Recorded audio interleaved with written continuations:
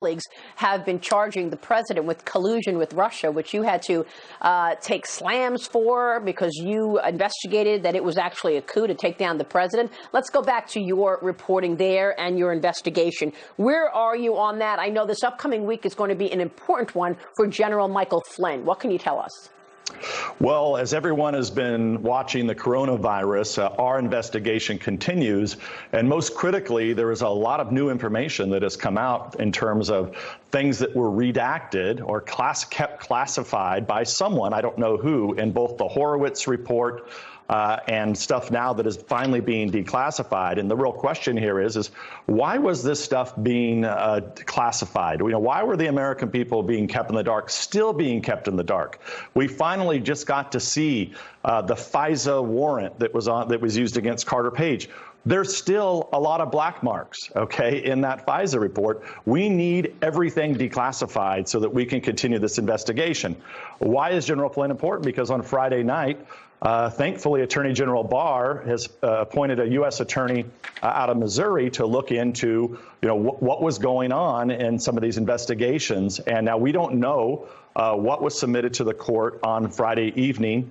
But we believe that it's possibly exculpatory evidence that the government had on General Flynn. Okay, and remember, in our report, the report which the House Republican report from 2018, it's the gold standard, okay, of reports. If you look at all the other reports, whether it's the intelligence community assessment, whether it's the Mueller report, whether it's the Steele DNC dossier, those are all a joke, right? And the media has been promoting this Russia hoax for so long. And the reality, you have the former head of the DIA who has been strung up here for year after year after year.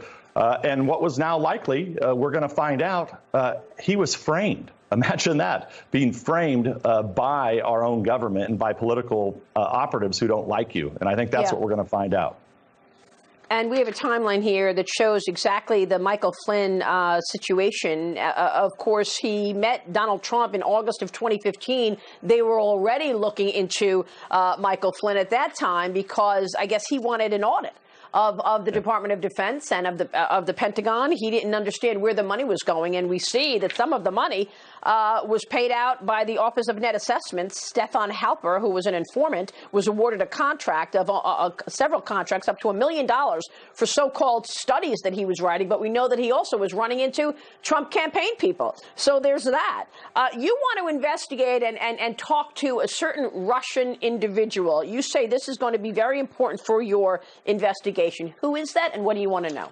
Well, what I've talked about is, we're looking into what I call the 3 dossiers. Okay, we're drilling down into those. But because of the new information that's come out from the Horowitz report that's now declassified, that we've been talking about for a long time, and the FISAs, we now are targeting what appear to be 3 Russian Americans.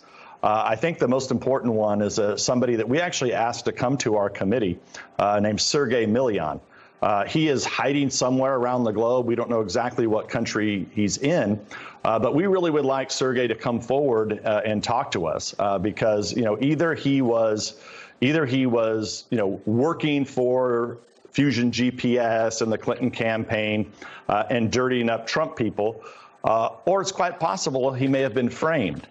We don't know which of those is true, but we want to find out, and we really need him to, he can, call my office. We'll be glad to, if he's afraid to come back to his home country, the United States of America, we can make sure that, that he can, we can guarantee his safety. But we need to hear from him because he is the source. He is Steele and Glenn Simpson and Fusion GPS's.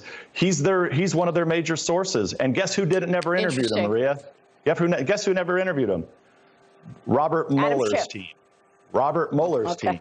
Even worse. Why would you not interview an important person like this?